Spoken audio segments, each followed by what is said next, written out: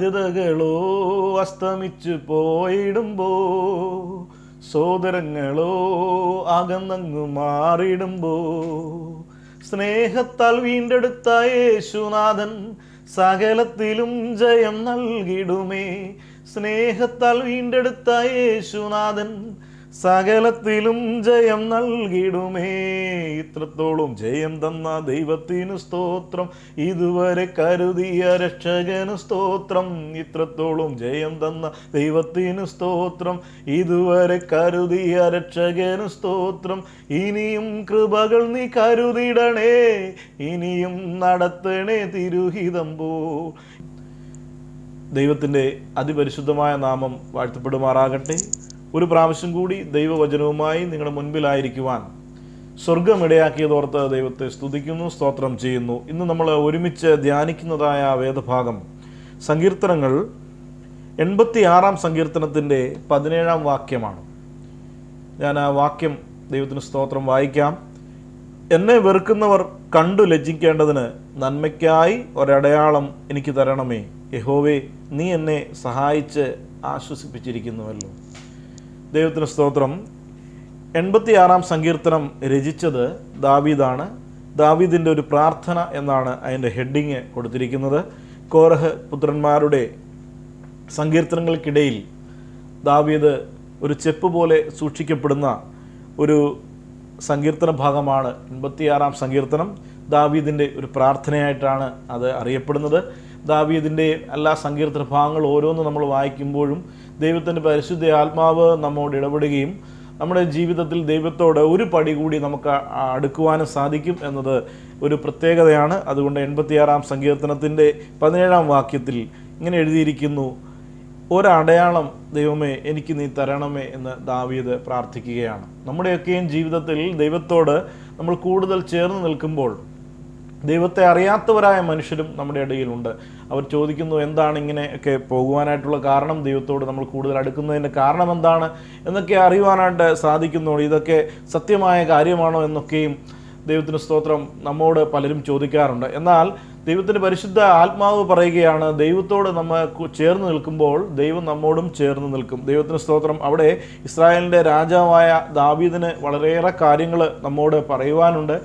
ദൈവത്തിന് സ്തോത്രം. കേവലം ആട്ടിടയനായി തൻ്റെ ജീവിതം ആരംഭിച്ച് അവസാനിക്കേണ്ടിയിരുന്ന ദാവീദിനെ ദൈവത്തിൻ്റെ അഭിഷിക്തനായ ശമൂവേല് ദൈവത്തിന് സ്തോത്രം ദൈവത്തിൻ്റെ പ്രത്യേക നിർദ്ദേശമനുസരിച്ച് ദൈവത്തിന് സ്തോത്രം ദാവീദിനെ തിരഞ്ഞെടുക്കുന്നതായി നമുക്ക് കാണുവാൻ സാധിക്കും. ഇസ്രായേലിൻ്റെ രാജ്യസിംഹാസനത്തിലേക്കാണ് ദാവീദിനെ ദൈവം കൊണ്ടുവന്നത്. ആ ദാവീദിനെ പാടി സ്തുതിക്കുവാനായിട്ട് അനേകം കാര്യങ്ങളുണ്ട്. ദൈവത്തിന് സ്തോത്രം. എത്ര സ്തുതിച്ചാലും ദൈവത്തിന് സ്തോത്രം ദൈവത്തെ എത്ര പാടി സ്തുതിച്ചാലും ദാവീദിന് മതിയാവുകയില്ല. അവിടെ ദാവീദ് 17 വാക്യത്തിൽ ഇവിടെ ഇങ്ങനെ എഴുതിയിരിക്കുകയാണ്: കർത്താവേ, ദൈവമേ, എനിക്കൊരു അടയാളം നൽകണമേ എന്ന്. ദൈവത്തിന് സ്തോത്രം. ഇന്ന് ഈ ദൈവ ആലോചന നിങ്ങൾ കേൾക്കുമ്പോൾ നമുക്ക് ഒരുമിച്ച് ദൈവസന്നിധിയിലായിരിക്കുമ്പോഴേക്ക് നമുക്ക് ദൈവത്തോട് പ്രാർത്ഥിക്കാം. ദൈവമേ, മറ്റുള്ളവർ എന്നെ പരിഹസിക്കാതിരിക്കേണ്ടതിന് ദൈവത്തിന് സ്തോത്രം അങ്ങ് എനിക്ക് വാഗ്ദത്തം ചെയ്തിട്ടുണ്ടെങ്കിൽ അവ നിവർത്തിക്കുക തന്നെ ചെയ്യുമെങ്കിലും ദൈവത്തിന് സ്തോത്രം കർത്താവേ, എൻ്റെ ജീവിതത്തിൽ എല്ലാവരും കാണേണ്ടതിന് ഒരടയാളം എനിക്ക് തരണമേ എന്ന് പ്രാർത്ഥിച്ചുകൊണ്ട് നമുക്ക് ഈ ദൈവവചന ചിന്തയിലേക്ക് കടക്കാം. ദൈവത്തിന് സ്തോത്രം. 86 സങ്കീർത്തനം 3 ആത്മീയ ചിന്തകളാണ് നമ്മോട് പങ്കുവെക്കാനായിട്ട് ആഗ്രഹിക്കുന്നത്. 86 സങ്കീർത്തനത്തിൻ്റെ 3 ആത്മീയ ചിന്തകളിലെ ഒന്നാമതായി 86 സങ്കീർത്തനത്തിൻ്റെ 1 വാക്യം ഇപ്രകാരമാണ് ആരംഭിക്കുന്നത്: യഹോവേ, ചെവി ചായ്ക്കണമേ, എനിക്ക് ഉത്തരമരുളണമേ, ഞാൻ എളിയവനും ദരിദ്രനുമാകുന്നു. ദൈവത്തിന് സ്തോത്രം. തൻ്റെ മനുഷ്യൻ്റെ നിസ്സാരതയെപ്പറ്റി ദാവീദ് ദൈവത്തിൻ്റെ മുൻപിലേക്ക് ദൈവത്തിന് സ്തോത്രം ദൈവത്തോട് പ്രാർത്ഥിക്കുമ്പോൾ അറിയിക്കുകയാണ്: ദൈവമേ, ഞാൻ എളിയവനാകുന്നു എന്ന ആ ഒരു പദം അവിടെ പ്രയോഗിക്കുകയാണ്. ദൈവത്തിന് സ്തോത്രം. നമ്മുടെ ജീവിതത്തിലും നമ്മൾ എത്രമാത്രം താഴ്ത്തി നമ്മളെ ദൈവസന്നിധിയിൽ ഏൽപ്പിക്കുന്നുവോ ദൈവം നമ്മെ അത്രമാത്രം ഉയർത്തുമെന്ന് ഈ വേദഭാഗം നമ്മെ ഓർപ്പിക്കുകയാണ്. ദൈവത്തിന് സ്തോത്രം. ഇവിടെ ദാവീദ് പറയുകയാണ്, കർത്താവേ, ഞാൻ എളിയവനായ ഒരു മനുഷ്യനാണ് എന്ന്. സ്തോത്രം. ദാവീദ് ഇസ്രായേലിൻ്റെ രാജാവാണ്. ഇസ്രായേലിൻ്റെ രാജാവായിരിക്കുമ്പോൾ ഇത്രയധികം ജനങ്ങളെ ഭരിക്കുന്ന ഒരു രാജാവ് ദൈവസന്നിധിയിൽ നിന്നുകൊണ്ട് പ്രാർത്ഥിക്കുകയാണ്, ദൈവമേ, ഞാൻ ഏറ്റവും എളിയവനാണ്. രണ്ടാമതായി ദാവീദ് അവിടെ പറയുകയാണ്, ഞാൻ ദരിദ്രനാണ് എന്ന്. ദൈവത്തിന് സ്തോത്രം. നമുക്കറിയാം, അതൊരു ഭൗതികപരമായിട്ടുള്ള ഒരു ദാരിദ്ര്യ അവസ്ഥയെപ്പറ്റി അല്ല ദാവീദ് അവിടെ നമ്മോട് പറയുന്നത്. ദാവീദ് നമ്മോട് പറയുകയാണ്, ദാവീദ് ദൈവത്തോട് പറയുകയാണ്, ദൈവത്തിന് സ്തോത്രം, കർത്താവേ, ദൈവമേ, ഞാൻ ദരിദ്രനാണ്. അതായത് ആത്മാവിൽ ദാരിദ്ര്യം അനുഭവിക്കുന്ന ഒരു ദാവീദിനെ നമുക്കവിടെ കാണുവാൻ സാധിക്കും. നമുക്കറിയാം, കുറച്ച് ദിവസമൊക്കെ പ്രാർത്ഥിക്കുമ്പോൾ നമുക്കൊരു മടുപ്പ് തോന്നാറുണ്ട്, ദൈവമേ എന്നോട് സംസാരിക്കാത്തത് എന്താണ്. അപ്പം കുറച്ച് നേരം കഴിയുമ്പോഴായിരിക്കും ദൈവം നമ്മോട് ഓരോ വചനത്തിലൂടെ നമ്മോട് സംസാരിച്ചുകൊണ്ടിരിക്കുന്നത്. ദൈവത്തിന് സ്തോത്രം. ഇവിടെ ദാവീദ് പറയുകയാണ്, ദൈവമേ, ഞാൻ ദരിദ്രനാണ്. അതുകൊണ്ടാണ് മത്തായിയുടെ സുവിശേഷത്തിൽ പറയുന്നത്, യേശു കർത്താവ് നമ്മോട് പറയുന്നത്, ആത്മാവിൽ ദരിദ്രരായുള്ളവർ ഭാഗ്യവാന്മാർ, സ്വർഗരാജ്യം ഇങ്ങനെയുള്ളവരുടേതത്രേ എന്ന് പറഞ്ഞാൽ, ആത്മാവിൻ്റെ ദാരിദ്ര്യം അനുഭവിക്കുന്നവർക്കാണ് സ്വർഗരാജ്യത്തിലേക്ക് എത്തിച്ചേരുവാൻ സാധിക്കുന്നത്. ആത്മീയ ദാരിദ്ര്യം, ആ ഒരു ദാരിദ്ര്യത്തെ ദാവീദ് ഇവിടെ ദൈവത്തോട് പ്രാർത്ഥിക്കുകയാണ്, ദൈവമേ, ഞാൻ വളരെ ദരിദ്രനായ ഒരു വ്യക്തിയാണ്. ദൈവത്തിന് സ്തോത്രം. അതിനകത്ത് ദൈവത്തിന് സ്തോത്രം മൂന്നാമത്തെ വാക്യമാണ്, യഹോവേ, എന്നോട് കൃപയുണ്ടാകണമേ. അതാണ് നമ്മുടെ പ്രധാന വിഷയങ്ങളിലൊന്ന്. ദൈവത്തിന് സ്തോത്രം. ദൈവമേ, എന്നോട് കൃപ ഉണ്ടാകണമേ. ദൈവത്തിൻ്റെ കൃപയില്ലെങ്കിൽ നമുക്ക് വിശ്വാസ ജീവിതത്തിലും ക്രിസ്തീയ ജീവിതത്തിലും ഒക്കെ മുൻപോട്ട് പോകുവാനായിട്ട് വളരെ പ്രയാസമാണ്. നമ്മുടെ ജീവിതത്തിൽ വളരെ പർവ്വത സമാനമായ പ്രശ്നങ്ങൾ നമ്മുടെ ജീവിതത്തിൽ വരുമ്പോൾ നമ്മൾ പലപ്പോഴും തകർന്നു പോകാറുണ്ട്. അവിടെ ദാവീദ് പറയുകയാണ്, ദൈവത്തിന് സ്തോത്രം, കർത്താവേ, നിന്റെ കൃപ എനിക്ക് വേണം, എന്നോട് കൃപയുണ്ടാകണമേ. ദൈവത്തിന് സ്തോത്രം. നമുക്കറിയാം, പഴയ നിയമ കാലത്ത് കൃപ ലഭിച്ച അനേകരെ വേദപുസ്തകം രേഖപ്പെടുത്തിയിട്ടുണ്ട്. അവിടെ പ്രധാനമായിട്ട് പറയുന്ന ഒരാളാണ് നോഹ. ദൈവത്തിന് സ്തോത്രം. നോഹയ്ക്ക് യഹോവയുടെ കൃപ ലഭിച്ചു എന്ന് അവിടെ എഴുതിയിട്ടുണ്ട്. നമുക്കറിയാം, ഒരു ദിവസം യഹോവയാം ദൈവം നോഹയോട് പറഞ്ഞു, നീ ഒരു പെട്ടകം പണിയണം, വലിയ പ്രളയം വരാൻ പോകുന്നു. ദൈവത്തിന് സ്തോത്രം.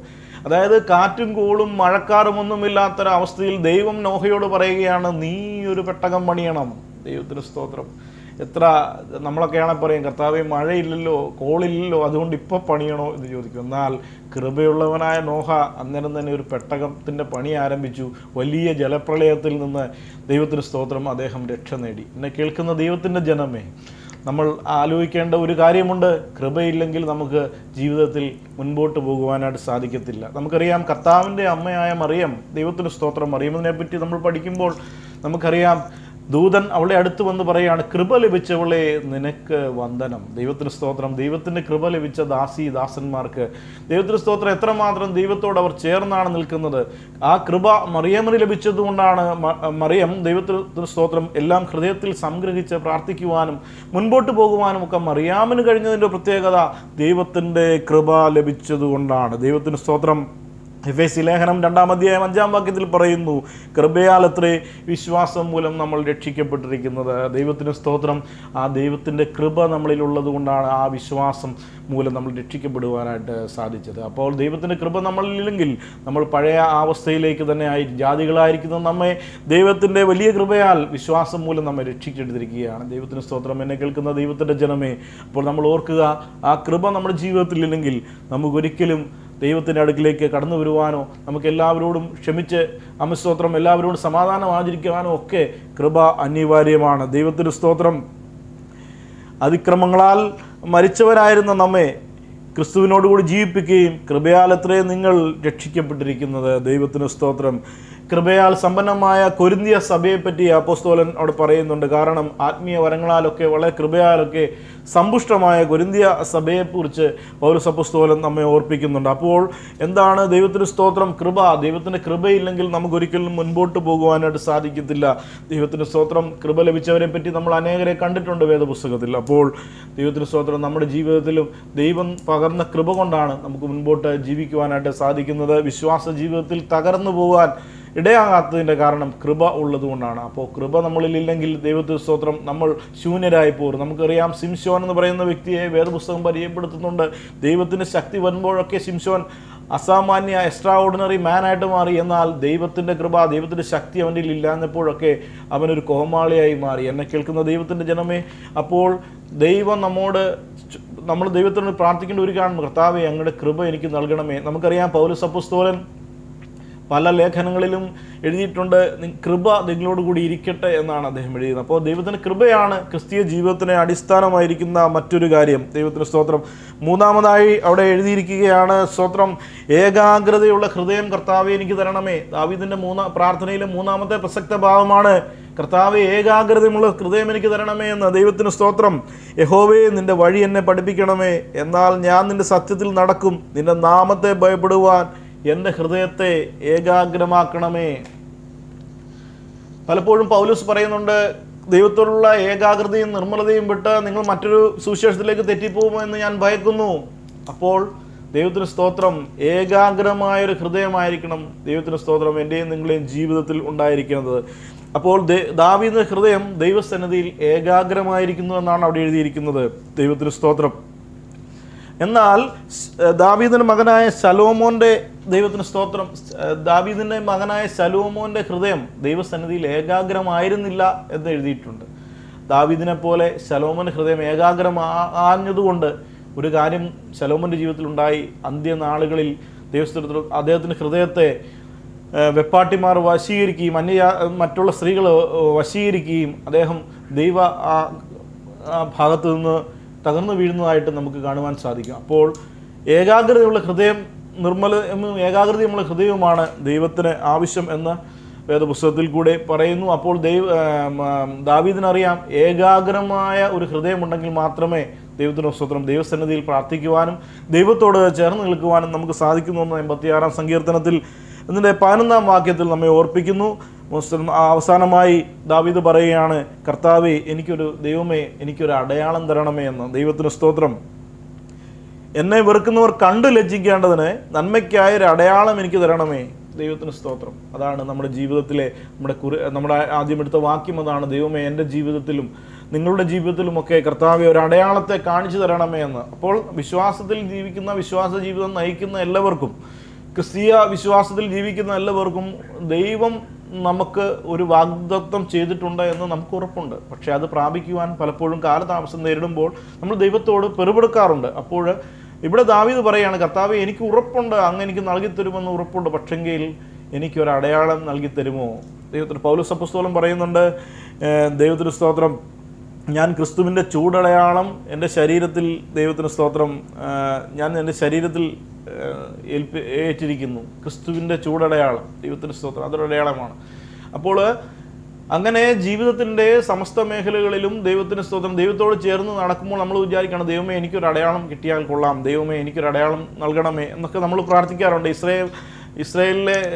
മിസ്രൈമുകാരുടെ അടിമത്തത്തിലായിരിക്കുമ്പോൾ ദൈവത്തിന് സ്തോത്രം പെസഹ കുഞ്ഞാടിൻ്റെ തെളിപ്പ് ദൈവത്തിന് സ്തോത്രം നെറ്റിയിൽ അടയാളമായി ഇസ്രായേൽ മക്കൾ അണിഞ്ഞത് നമുക്കറിയാം. അപ്പോൾ ദൈവത്തിൻ്റെ ഒരു അടയാളം എനിക്ക് വേണമെന്ന് ഇവിടെ ദാവീദ് വളരെ പ്രാർത്ഥനയോട് പറയുകയാണ്, കർത്താവേ എനിക്കൊരു അടയാളം നൽകണമേ. നമ്മുടെയൊക്കെയും ജീവിതത്തിൽ പ്രശ്നങ്ങളുണ്ട്, പ്രയാസങ്ങളുണ്ട്, ബുദ്ധിമുട്ടുകളുണ്ട്, രോഗങ്ങളുണ്ടെങ്കിലും ദൈവത്തിന് സ്തോത്രം കർത്താവ് നമ്മെ വിടുവിക്കും, നമുക്കൊരാശ്വാസം നൽകുമെന്ന് നമുക്ക് ഉറപ്പുണ്ട്. അതാണ് ഒരു ക്രിസ്തീയ ജീവിതത്തിൻ്റെ പ്രത്യാശ എന്ന് പറയുന്നത്. അതുകൊണ്ടാണ് പൗലോസ് അപ്പോസ്തലൻ പറയുന്നത്, നിങ്ങൾ ഈ ആയുസ്സിൽ മാത്രം ക്രിസ്തുവിൽ പ്രത്യാശ വെച്ചിരിക്കുന്നുവെങ്കിൽ സകല മനുഷ്യരിലും അരിഷ്ടന്മാതർത്തെ എന്ന് പറഞ്ഞാൽ നമ്മുടെയൊക്കെയും ജീവിതം നമ്മളെപ്പോഴും നമ്മുടെ ഈ ലോക ജീവിതത്തിൽ നമ്മൾ സന്തോഷത്തോടെയും സമാധാനത്തോടെയും അല്ലെങ്കിൽ വളരെ സാമ്പത്തികപരമായിട്ടൊക്കെ മുൻപോട്ട് നമുക്ക് പോകണമെന്ന് നമുക്ക് ആഗ്രഹമുണ്ടെങ്കിലും ദൈവം ഇവിടെ പറയുകയാണ്, അങ്ങനെയല്ല.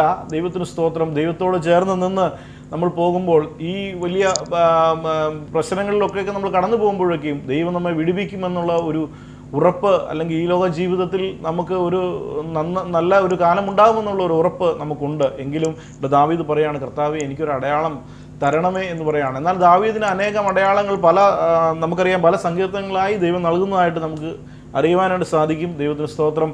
ഞാൻ എൻ്റെ ഈ ചെറിയ വചന സന്ദേശം ഇവിടെ നിർത്തുകയാണ്. ദൈവം നമ്മെ എല്ലാവരെയും ധാരാളമായി അനുഗ്രഹിക്കട്ടെ. ദൈവമേ നന്മയ്ക്കായി അടയാളം എനിക്കും നിങ്ങൾക്കും ദൈവം തരട്ടെ എന്ന് പ്രാർത്ഥിച്ചുകൊണ്ട് ഇന്നത്തെ ദൈവവചന ചിന്തയിൽ നിന്നും ഞാൻ ഉപസംഹരിക്കുന്നു. ദൈവത്തിന് സ്തോത്രം. ദൈവം നമ്മെ എല്ലാവരെയും ധാരാളമായി അനുഗ്രഹിക്കട്ടെ. മറ്റുള്ളൊരു ചിന്തയുമായി ദൈവത്തിൻ്റെ വരവ് താമസമെങ്കിൽ വീണ്ടും കാണാമെന്ന പ്രത്യാശയോടെ നിർത്തുന്നു. ദൈവം നമ്മെ എല്ലാവരെയും അനുഗ്രഹിക്കുമാറാകട്ടെ.